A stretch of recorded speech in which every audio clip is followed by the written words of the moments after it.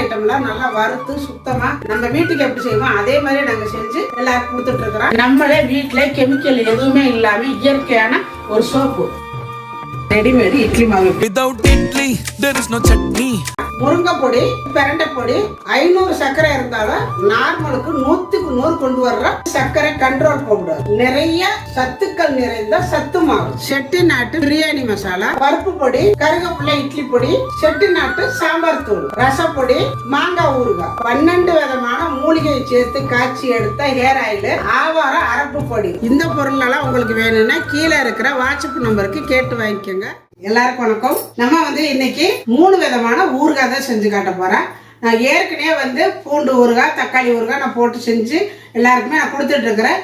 இன்னைக்கு வெங்காய ஊறுகாய் அதுவும் செய்ய போறேன். வாங்க எப்படி செய்யறதுன்னு பார்க்கலாம். அதுக்கு முன்னாடி நம்மளுடைய சேனலை நீங்கள் சப்ஸ்கிரைப் பண்ணலன்னா சப்ஸ்கிரைப் பண்ணி வச்சுட்டு பாருங்க. 3/4 கிலோ பூண்டு எடுத்து உரிச்சு வச்சிருக்கிறேன். தக்காளி 1 கிலோ எடுத்து வச்சிருக்கிறேன். பெரிய வெங்காயம் 1 கிலோ நல்ல தோலெல்லாம் எடுத்துட்டு வச்சிருக்கிறேன். புளி எடுத்து வச்சிருக்கிறேன். ஒவ்வொன்றா எப்படி செய்யுதுங்கிறது பார்க்கலாம். இந்த தக்காளியில அந்த தூர் பகுதி அப்படி எடுத்துருங்க, கெட்டு போகாம ரொம்ப நாளைக்கு நல்லா இருக்கும். இப்போ காம்பெல்லாம் எடுத்துட்டு இந்த மாதிரி கட் பண்ணி வச்சிருக்கிறேன். பெரிய வெங்காயத்தை இந்த மாதிரி கட் பண்ணி வச்சிருக்கிறேன். இப்போ இது இருக்கட்டும். இப்போ இன்னைக்கு நம்ம கரண்ட் அடுப்புல தாங்க செய்ய போறேன்னா ஃபர்ஸ்ட் கடுகு நான் வறுத்துக்கிறேன். வெந்தயம் பெருங்காயம் எப்பவுமே நான் வறுத்து வச்சுக்குவேன். அதனால இப்போ நான் கடுகு மட்டும் பொடி பண்ணிக்கலாம். நல்லா இந்த மாதிரி பொரியணுங்க. அவ்வளவுதான். இதை எடுத்துட்டு உடச்சிட்டு அடுப்பில் வச்சுக்கலாம். சட்டி காஞ்சது நல்லெண்ணெய் விட்டுக்கோங்க. எண்ணெய் காஞ்சதை கட் பண்ணி வச்சிருக்கிற தக்காளியை மட்டும் சேர்த்து நல்லா வதக்கி எடுத்துக்கலாம். தக்காளியாக இருந்தாலும் நம்ம கொஞ்சம் புளி சேர்த்துக்கணும். அப்போதான் இந்த ஊறுகாய் கெடாமல் இருக்கும். 1 கிலோவுக்கு இந்த அளவுக்கு ஒரு 50 கிராம் அளவு நான் புளி எடுத்துருக்கிறேன். அதையும் சேர்த்துக்கலாம். கொஞ்சம் போல கல் உப்பு எல்லாத்தையும் சேர்த்து நல்லா வதக்கி எடுத்துக்கலாம். இதை மூடாமல் வதக்கணுங்க. கண்டிப்பாக மூடிடாதீங்க. வேர்வை தண்ணி படக்கூடாது. தக்காளியை நல்லா கழுவி தொடச்சி எடுத்து வச்சுக்கணும். அதே மாதிரி வெங்காயம், அதே மாதிரி பூண்டு நல்லா தோல் உரிச்சிட்டு கழுவி நல்லா துணியை போட்டு தொடச்சி எடுத்து வச்சுக்கணும். எதுலேயுமே தண்ணி இருக்கக்கூடாது. இதை மட்டும் கண்டிப்பாக பார்த்துக்கோங்க. ஒரு 2 மாதம் 3 மாதத்துலேருந்து நீங்கள் வெளியிலே வச்சு சாப்பிடலாம். அதனால் மூடி வைக்காதீங்க, வதங்கட்டும். இப்போ பாருங்கள் நல்லா வதங்கிருச்சு. தக்காளியில் இருக்கிற தண்ணியெல்லாம் நல்லா சுண்டி வதங்கணும். பாருங்கள் எவ்வளோ தக்காளி போட்டால் இவ்வளவுதான் இருக்குது. இப்போ இதை ஒரு பாத்திரத்தில் ஊற்றி நல்லா ஆற வைக்கணும். இப்போ அதே பாத்திரத்தை கழுவிட்டு வச்சுருக்கிறேன். இதுக்கு நல்லெண்ணெய் விட்டுக்கோங்க. எண்ணெய் காஞ்சது கொஞ்சமாக பெருங்காயம் போட்டுக்கோங்க. நம்ம வெட்டி வச்சுருக்கிற வெங்காயம், நீங்கள் பெரிய வெங்காயத்துக்கு பதிலாக சின்ன வெங்காயம் கூட சேர்த்துக்கலாம். ஏன்னா இப்போ சீசன் வெங்காயம் தக்காளி எல்லாமே ரொம்ப விலை கம்மியாக விற்கிது. அந்த சீசனில் நீங்கள் என்ன வேணாலும் எடுத்து செஞ்சுக்கலாம். சின்ன வெங்காயம் கொஞ்சம் வாங்கி உரிக்கணும், கொஞ்சம் லேட்டாகும். அதனால் நான் பெருசாக சேர்த்துக்கிறேன். நான் ஏற்கனவே சின்ன வெங்காயம் உரித்து நான் செஞ்சு வச்சுருக்கிறேன். நான் எல்லா ஊறுகாயும் எப்போவுமே நான் சேர்த்து வச்சுக்குவேன். பூண்டு ஊறுகாயில் 2-3 விதமாக போட்டு வச்சுருக்கிறேன். சின்ன வெங்காயம், பெரிய வெங்காயம் அதுவும் தனியாக பண்ணி வச்சுருக்கிறேன். தக்காளியில் 2-3 விதமாக செஞ்சு வச்சுருக்கிறேன். அதனால் நான் சும்மா இன்றைக்கி மெயினாக கொஞ்சம் செஞ்சு காட்டுறேன். இது வதங்குறதுக்கு கொஞ்சமாக உப்பு, வெங்காயம் ஓரளவுக்கு வதங்கணும்.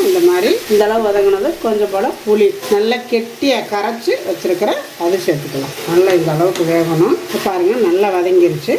இதை இறக்கி இதையே நல்லா ஆற வச்சுக்கலாம். நல்லா இந்த மாதிரி கொட்டி எல்லாமே ஆற வச்சுருங்க. பார்த்தீங்கன்னா தக்காளியே ஆறிக்கிட்டு இருக்குது. இருக்கட்டும். இங்கே ஒரு மிக்சி சார் எடுத்துருக்குறேன். இதில் இந்த அளவு புளி எடுத்து வச்சுருக்கிறேன். பூண்டு ஊறுகாய்க்கு நல்லா புளி நிறைய இருக்கணும். அப்போ தான் நல்லாயிருக்கும். பூண்டை இதில் சேர்த்துக்கலாம். சேர்த்து இது ரொம்ப நைஸாக அரைச்சிடக்கூடாது.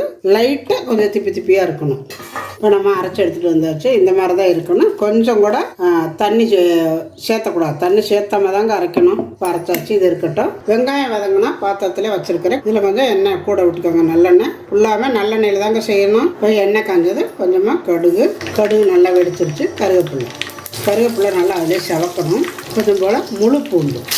இப்போ இந்த பூண்டெல்லாம் செவந்ததும் அடுப்பை குறைச்சி வச்சுக்கோங்க. கண்டிப்பாக 2 ஸ்பூனு வெறும் மிளகாத்தூள் சேர்க்குறேன். கொஞ்சம் போல் மஞ்சத்தூள், லைட்டாக ஒரு கலக்கணும். கலக்கின உடனே நம்ம வச்சுருக்கிற பூண்டை சேர்த்துக்கோங்க. அரைச்சி வச்சுருக்கிற பூண்டு நல்லா கருகி போயிடும்.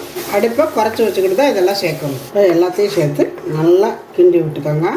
அடுப்பை குறைச்சே வச்சுக்கோங்க. இதை நீங்கள் ஃபஸ்ட்லேயே பூண்டை நல்லா எண்ணெய்க்குள்ள வதக்கிட்டு அரைச்சி கூட சேர்த்துக்கலாம். இப்படியும் பண்ணிக்கலாம். நான் இந்த மாதிரி தான் செய்வேன். வெந்தய பொடி, இது வெந்தயம் பெருங்காயம் சேர்ந்துருக்குதுங்க. இதில் இது நம்ம வறுத்து அரைச்ச கடுகு பொடி போடுறதுனால கெடாமல் இருக்கும், ரொம்ப நல்லாவும் இருக்கும். அதனால் கடுகு பொடி கண்டிப்பாக சேர்த்துக்கோங்க. இப்போ இது எல்லாத்தையும் சேர்த்து நல்லா ஒரு கிளறி விட்டு அடுப்பை குறைச்சி வச்சு நல்லா இது வதங்கி வரணுங்க. எண்ணெய் பிரிஞ்சு வரணும். நிறைய எண்ணெய் விட்டுருக்குறேன். இது பிரிஞ்சு வரந்தொட்டி வேகட்டு. இதுக்கு தகுந்த அளவு உப்பு போட்டுட்டு நல்லா அடுப்பை குறைச்சி வச்சு கிளறி விடணும். பெருங்காயம் வெந்தயத்தில் சேர்த்துருக்குறேன். இருந்தாலும் இதுலேயும் இன்னும் கொஞ்சம் சேர்த்துக்கோங்க பொடி. இப்போ நம்ம ஆற வச்சிருக்கிற தக்காளி மிக்சியில் போட்டு லைட்டாக அப்படியே 1-2 அரைக்கணும், ரொம்ப அரைச்சிடாதீங்க. இப்போ பார்த்தீங்கன்னா தக்காளி 1-2 அரைச்சிட்டு வந்தாச்சு. இப்போ இதை தூக்கி வேற ஒரு அடுப்பில் வச்சிடலாம். நம்ம தக்காளி ஊறுகாய்க்கு பாத்திரம் அடுப்பில் வச்சுருக்கிறேன். சட்டி காஞ்சதும் எண்ணெய் விட்டுக்கோங்க. இதுக்கும் எண்ணெய் நிறைய விடுங்க, ஏன்னா நம்ம இதில் வந்து எதுவுமே சேர்க்கறதில்ல. அதனால கெடாமல் இருக்கணும்னா நீங்கள் எவ்வளோக்கு எண்ணெய் விடுறீங்களோ அவ்வளோக்கு கெடாது. நல்லெண்ணெய் தான், ஒன்றும் பயம் இல்லை. இப்போ எண்ணெய் காஞ்சது, கடுகு வெடித்தது, 2 வரமிளகா, கொஞ்சம் போல பூண்டு, தக்காளி ஊறுகாய்ச்சி கொஞ்சம் பூண்டு சேர்த்துக்கோங்க, அப்போ தான் நல்லாயிருக்கும். கருவேப்பில்லை, வெறும் மிளகாத்தூள் காரத்துக்கு சேர்த்துக்கோங்க. மிளகாத்தூள், மஞ்சத்தூள் சேர்த்த உடனே நம்ம அரைச்சி வச்சுருக்கிற இந்த தக்காளி பேஸ்ட்டு சேர்த்துக்கணும். இப்போ உடனே ஊற்றிடலாம். எண்ணெய்க்கில் தான் மிளகாத்தூள் போடணுங்க, அப்போ தான் உங்களுக்கு நிறைய பேர் கலர் போடுவாங்க. நம்ம கலர்லாம் சேர்க்குறதே இல்லை. மிளகாத்தூளை எண்ணெய்க்கில் போட்டிங்கனாலே நல்ல கலர் வரும். போட்டோன்னே ஒரு கலர் பாருங்கள், அந்த ஓரமெல்லாம் இப்படி வருது பாருங்கள், இந்த மாதிரி வரும் பாருங்கள். ஓரளவுக்கு வதங்கிருக்கு. இப்போ இது தூக்கி இன்னொரு அடுப்பில் வச்சுட்டு வெங்காயத்தையும் தாளித்து விட்டுக்கலாம். இப்போ நம்ம வெங்காயத்தையுமே இப்படியே 1-2 அரைச்சி வச்சுருக்குறோம். இங்கே பார்த்தீங்கன்னா சட்டி காஞ்சிட்டு இருக்குது. இதில் நல்லெண்ணெய் விட்டுக்கலாம். எண்ணெய் காஞ்சதும் அதே மாதிரி கடுகு பருப்பு, கடுகு செவந்ததும் 1 கைப்பிடி கருவேப்பிலை சேர்த்துக்கோங்க. கருவேப்பிலை இந்த எண்ணெய்க்குள்ள போட்டுருங்க, நல்லா பொரிஞ்சு செவந்து வரட்டும். இப்போ ஒரு 5 வரமிளகா பிச்சு வச்சுருக்கிறேன், அதையும் சேர்த்துக்கலாம். மஞ்சத்தூள், கொஞ்சமாக மிளகாத்தூள் போட்ட உடனே நம்ம அரைச்சி வச்சுருக்கிற இந்த வெங்காய பேஸ்ட்டை சேர்த்துருங்க. அது நல்லா லுக்காக இருக்கும், பார்க்கல அவ்வளோ நல்லாயிருக்கும். நம்ம வெங்காயம் வதக்கையில் உப்பு சேர்த்து வதக்கணும். இப்போ கொஞ்சம் சாப்பிட்டு பார்த்துட்டு தேவையான அளவு உப்பு சேர்த்துக்கோங்க. இப்போ இதில் கடுகு பொடி கொஞ்சம், வெந்தய பொடி கொஞ்சம் சேர்த்துருக்குறேன். பெருங்காயம் வேண்டாம், கட்டி பெருங்காயம் வதக்கையில் சேர்த்துருக்குறோம். இது வந்து எண்ணெய் பிரிஞ்சு வரணும். தக்காளி ஊறுகாய்க்கு இன்னும் நம்ம வந்து வெந்தயம் பெருங்காய பொடி சேர்க்கலை. இப்போ வெந்தயம், பெருங்காயம், கொஞ்சமாக கடுகு பொடி சேர்த்துட்டு இதையும் நல்லா வதக்கி விட்டுருங்க. நல்லா சுண்டி வரட்டும். இப்படி நல்லா அடுப்பை குறைச்சி வச்சு மெதுவாக கொதிச்சு வரட்டும். நல்லா கொதிச்சு வத்தணுமுங்க. இது வெங்காய ஊறுகாய். நம்ம வந்து எந்த கலருமே சேர்க்கல, வெறும் மிளகாத்தூள் தான். அந்த எண்ணெய்க்கில் போட்ட உடனே உங்களுக்கு இந்த கலர் வந்துடும். இங்கே வெங்காய ஊறுகாய், இங்கே தக்காளி ஊறுகாய் நல்லா கொதிக்கட்டும். அதே மாதிரி பூண்டு ஊறுகாயும் பாருங்க, எண்ணெயெல்லாம் இப்போ தான் பிரிய ஆரம்பிக்குது. பூண்டு ஊறுகாய், தக்காளி ஊறுகாய், பெரிய வெங்காய ஊறுகாய் எல்லாம் வத்தி வரட்டும். பார்த்தீங்கன்னா எல்லாமே நல்லா சுண்டி வதங்கிட்டு இருக்குது. இப்போ நம்ம இறக்குற டயத்தில் கொஞ்சம் போல் வெல்லம் போட்டுக்கோங்க. எல்லாத்துலேயுமே லைட்டாக வெல்லம் போட்டுக்கிட்டிங்கன்னா உங்களுக்கு இனிப்பு, புளிப்பு, காரம் எல்லாத்தையுமே உங்களுக்கு வந்து சரி பண்ணி கொடுக்கும். சாப்பிட்றதுக்கு டேஸ்ட்டாக இருக்கும். பாருங்க, நல்லா பாருங்க எப்படி நல்லா கெட்டியாக வந்துருக்கு பாருங்க. அவ்வளோ தண்ணியாக இருந்துச்சு, எப்படி கெட்டியாக வந்துருக்கு பாருங்க. இந்த மாதிரி நல்லா கெட்டியாக வரணுங்க. அப்படியே உருண்டு திரண்டு வருதுங்களா, நல்லா இப்படி கெட்டியாக வரணும். வந்ததுக்கப்புறம் அடுப்பு ஆஃப் பண்ணிக்கலாம். பெரிய வெங்காயத்து ஊறுகாய், தக்காளி ஊறுகாய், பூண்டு ஊறுகாய். இதில் வந்து கொஞ்சம் புளி நிறைய சேர்த்து அரைச்சதுனால இந்த அளவுக்கு கொஞ்சம் கருப்பாக இருக்குது. ஏன்னா கருப்பு புளி தான் சேர்த்தேன். அதாவது பூண்டு வந்து ரொம்ப காட்டாக இருக்கும், அதனால கொஞ்சம் கூடவே சேர்த்ததுனால இந்த பூண்டு ஊறுகாய் கொஞ்சம் கருப்பு கலரில் இருக்குது. ஆனால் ஊற நல்ல கலராக வந்துடும். இதுக்கெல்லாம் புளி கம்மியாக தான் சேர்த்து, ஏன்னா தக்காளியே புளிப்பாக இருக்கும், அதனால கொஞ்சம் புளி சேர்த்துருக்குறேன். அதே மாதிரி வெங்காயத்துக்கும் நிறைய நம்ம புளி சேர்த்தக்கூடாது, நல்லா இருக்காது, சாப்பிட முடியாது. அதனால இதுக்கு கம்மியாக சேர்த்தனால கொஞ்சம் கலர் கம்மியாக இருக்குது, அவ்வளோதான். நம்ம கலர்லாம் எதுவுமே சேர்க்கலை. ரொம்ப அருமையாக வந்துருக்குது பாருங்க. இது வந்து சாப்பாட்டுக்கு, இட்லி, தோசை எதுக்கு வேணாலும் நம்ம செஞ்சு சாப்பிடலாம். இப்போ பாருங்கள், எல்லா ஊறுகாயுமே ரெடி ஆயிடுச்சு. இப்போ வந்து சீசன் டைம், தக்காளி, வெங்காயம், பூண்டு எல்லாமே ரேட்டு கம்மி தாங்க. இந்த டயத்தில் நம்ம செஞ்சு வச்சுக்கிட்டோம்னா வருஷத்துக்கும் வச்சுக்கலாம். இதே மாதிரி நீங்களும் செஞ்சு வச்சுக்கோங்க. அப்படி செய்ய முடியலன்னா நம்மக்கிட்ட எல்லா ஊறுகாயும் ரெடியாக இருக்குது. உங்களுக்கு வேணும்னா கீழே தெரிகிற வாட்ஸ்அப் நம்பருக்கு கால் பண்ணியோ மெசேஜ் பண்ணியோ கேட்டு வாங்கிக்கோங்க. இந்த வீடியோ இப்போ நான் தோசைக்கு தாங்க சாப்பிட போகிறேன். பாருங்கள், பாட்டிலில் போட்டு வச்சுட்டு பாருங்கள் அப்படி எண்ணெய் எப்படி கசஞ்சு வந்து நிற்குதுன்னா, இது வந்து வெங்காய ஊறுகாய், இது தக்காளி ஊறுகாய். நல்லா அந்த மாதிரி தோசைகளை தொட்டு சாப்பிட்டிங்கன்னா அப்படி இருக்குங்க. அதே நாக்கில் அப்படி எடுக்கையில எச்சு ஊறும், தேனாமிரத மாதிரி இருக்குது. தக்காளி ஊறுகாய் எப்படி இருக்குன்னு பார்க்கலாம்.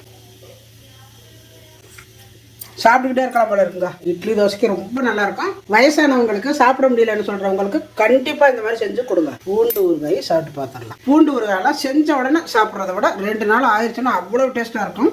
நாளாக தான் டேஸ்ட்டாக இருக்கும். செமையாக இருக்குங்க. ஒன்றுக்கு ஒன்று மட்டும் இல்லை, இவ்வளோ டேஸ்ட்டாக இருக்குது. எல்லாத்தையோட தூக்கி சாப்பிட்ற போல இருக்குது. பூண்டு ஊறுகாய் செமையாக இருக்குது. இப்போ நைட்டு ஊறுகாய் நான் செஞ்சு வச்சு தோசைக்கு சாப்பிட்டுட்டு வச்சுருந்தேன். இங்கே பாருங்கள், எண்ணெய் பூரா கசஞ்சு மேலே வந்துருச்சு பாருங்கள். நான் இப்போ தான் ஓப்பன் பண்ணுறேன். பாருங்கள் எப்படி வந்து நிற்கிதுன்னு. இது வந்து வெங்காய ஊறுகாய். இப்போ நான் சாதத்துக்கு போட்டு சாப்பிட போகிறேங்க. நீங்கள் இது மாதிரி செஞ்சு வச்சுக்கிட்டிங்கன்னா சாதம் மட்டும் வடித்தாலே போதுங்க. இதை வந்து ஒவ்வொரு நாளைக்கு ஒவ்வொரு தொக்கு, அதாவது ஊறுகாய் எடுத்து நீங்கள் சாப்பிட்லாம். அவ்வளோ நல்லாவே இருக்கும். உங்களுக்கு இதை மாதிரி செஞ்சு வச்சுக்கிட்டிங்கன்னா குழம்பெல்லாம் தேவைப்படாதுங்க. இதுக்கு மிஞ்சினது எதுவுமே வராது, அவ்வளோ டேஸ்ட்டாக இருக்குது. பாருங்கள், 3மே நான் செஞ்சு வச்சுக்கிறேன். நீங்கள் ஒவ்வொன்றையுமே பிணைஞ்சு சாப்பிட்டு பாருங்கள். நீங்கள் குழம்பெல்லாம் வச்சிங்கன்னா சாப்பிட மாட்டீங்க. இதை சாப்பிட்டீங்கன்னாக்கா கொஞ்சமாக பெரட்டினாலே போதும். வெங்காயம் ஊறுகாய் காரமெல்லாம் கரெக்டாக அப்படி இருக்குது. இது தக்காளி ஊறுகாய். ஒரு நாள் தாங்க ஆயிருக்குது, அவ்வளோ டேஸ்ட்டாக இருக்குது. நேரத்தை விட இன்றைக்கி அவ்வளோ டேஸ்ட்டாக இருக்குது. செம்மையாக இருக்குது.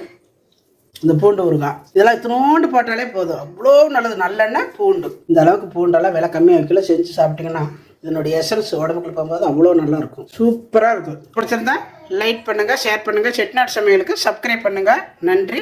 வாழ்க வளமுடன்.